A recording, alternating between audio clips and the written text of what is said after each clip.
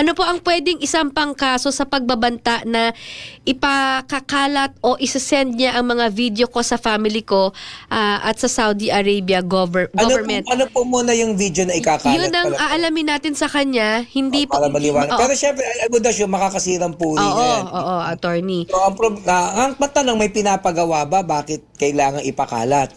Ay, wala siyang sinabi pa, attorney. Oo, kasi kunyari may pinapagawa sa'yo, kasi unlawful act yung magpo-post ka ng video na walang pahintulot. Eh kung tinatakot ka na ipopost yung video mo sa mga kamag-anak at kaibigan mo at may pinipilit kasing kapalit na gawa, eh maaaring pumasok yan sa kaso na threat, hindi ba?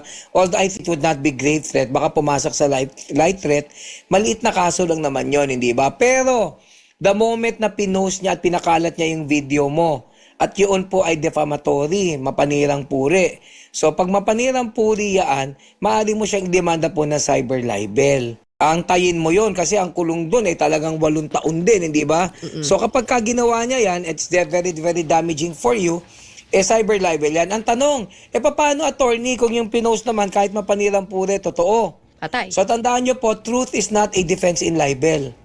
So, yung kung yung ipopost niyang video, kahit totoo yun, pero ang intensyon niya talaga sirain ka, liable pa rin siya sa batas.